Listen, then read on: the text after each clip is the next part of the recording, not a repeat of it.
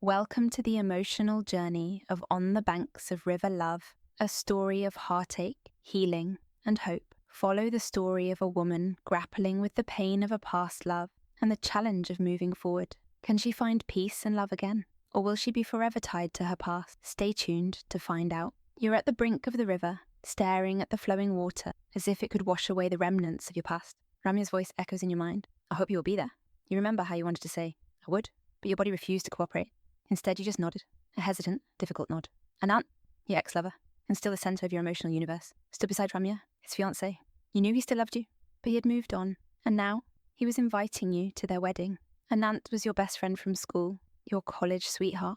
You had fallen deeply in love, believing it would last forever. He, on the other hand, found someone else, someone who was present when you weren't.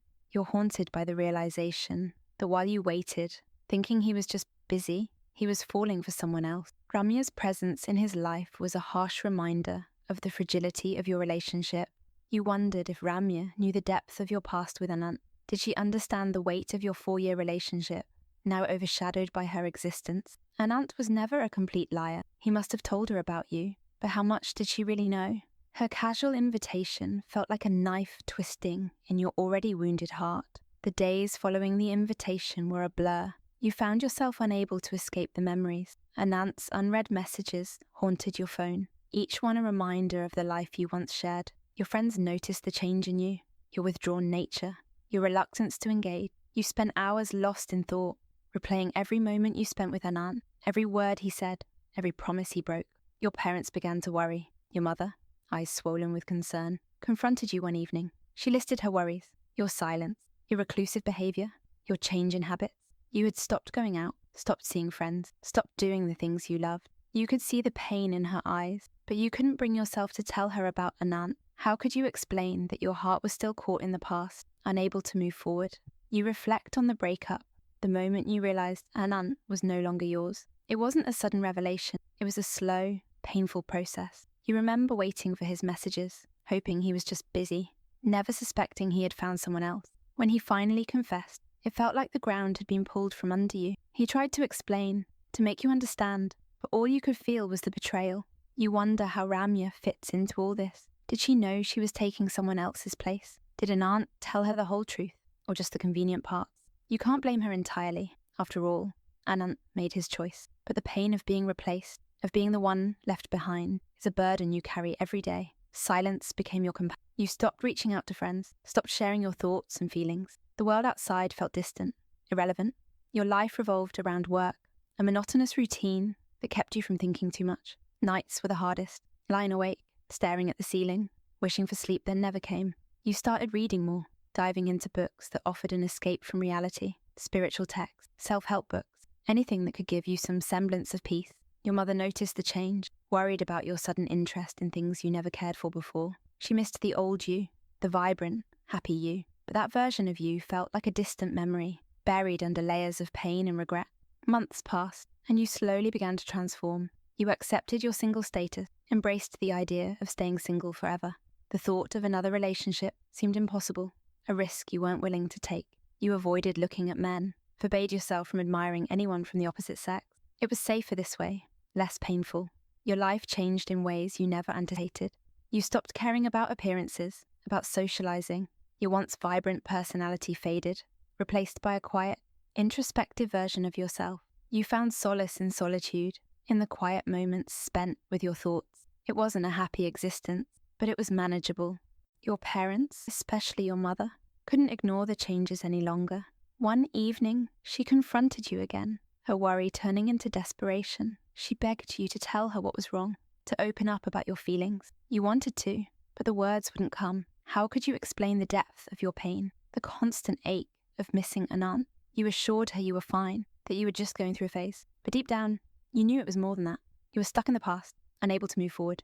Your mother's concern was a constant reminder of how far you had fallen, how much you had lost. You promised yourself you would try to change, for her sake, if not for your own. She sat on your bed, holding your hand, her eyes filled with tears. I know you're hurting, but you'll have to let it go, she said softly. Holding on to the past is only hurting you more. You deserve to be happy. Her words resonated with you, echoing in your mind long after she left your room. You knew she was right, but the idea of moving on felt impossible. Anant had been your everything, and the thought of a future without him was daunting. But for your mother's sake, you decided to try. Winter came, bringing with it a sense of clarity. As you walked through the snowy streets of Dehradun, you realized you couldn't keep living in the past. Anant had moved on, and you needed to do the same. It wasn't going to be easy, but it was necessary. You started making small changes, forcing yourself to engage with the world again. You reconnected with old friends, started going out more, trying to rebuild your social life. It was awkward at first, but slowly, you began to enjoy it. The pain of losing Anant was still there, but it didn't control you anymore. You were learning to live with it, to find happiness despite it. You took long walks in the snow, finding peace in the quiet beauty of winter.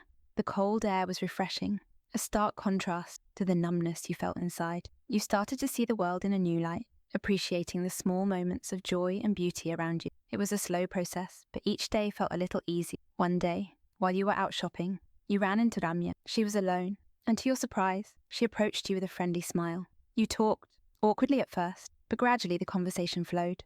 Ramya seemed genuinely interested in you, asking about your life, your interests. She brought up Anant, and for the first time you felt a strange sense of peace. She knew about your past with him, but she wasn't judgmental or condescending. Instead, she seemed to respect your history, acknowledging the love you once shared. It was a small but significant step towards healing. Ramya mentioned how Anant often spoke about you, how much he respected and admired you. Hearing those words from her felt like a weight lifting off your shoulders. It was the closure you needed, knowing that your relationship with Anant was cherished and respected. Even if it didn't last, meeting Ramya gave you the closure you needed. You realized Anant's new life didn't diminish the love you once shared. It was a part of your past, a chapter in your story, but it didn't define your future. You started focusing on your own happiness, setting new goals and aspirations. You took up painting again, a hobby you had abandoned. You started volunteering, helping others in need. Each small step brought you closer to the person you used to be, the person you wanted to be. You weren't entirely healed, but you were on the path to recovery. You found solace in your creative pursuits, losing yourself in the colours and textures of your paintings. Volunteering brought a new sense of purpose to your life, allowing you to connect with others and make a difference. Slowly, you began to rebuild your life, piece by piece. A year had passed since Anant's wedding. You found yourself standing by the river once more, but this time you felt different. The pain was still there, but it was a dull ache, not the sharp, consuming agony it once was. You had built a new life for yourself, filled with new passions and friendships. As you walked away from the river, you realized you were no longer defined by your past. You were stronger, wiser, and ready to embrace the future. And for the first time, you felt truly at peace, ready to start a new chapter in your life. You decided to take small steps towards rebuilding your life. Each day, you pushed yourself to engage more with the world around you. You joined a local art class, reigniting your passion for painting. The vibrant colours and creative process were therapeutic, allowing you to express emotions that words couldn't capture. At work, you took on new challenges and responsibilities, finding fulfillment in your career. Your colleagues noticed the change in you, commenting on your renewed energy and enthusiasm. Slowly but surely, you were becoming the person you wanted to be. Your evenings were no longer spent in solitude. You reconnected with old friends and made new ones, filling your social calendar with dinners, outings, and gatherings. Laughter became a regular part of your life again, a sound you had missed for too long. One evening, there was a knock on your door. You opened it to find Anant standing there, looking just as surprised as you were. He was in town for a work conference and thought he'd drop by. You invited him in, your heart pounding with a mix of emotion. You sat together, sipping tea and catching up on each other's lives. Anant spoke about his marriage and his new life with Ramya. He seemed genuinely happy, and you were glad for him. There was no bitterness or resentment, just a sense of closure and understanding. As you talked, you realized how much you had both grown. Anant was no longer the center of your universe, but rather a cherished memory. You thanked him for coming and wished him well, feeling a sense of finality as he left. A few months later, you started dating someone new. His name was Ravi, and he was different from anyone you had ever met.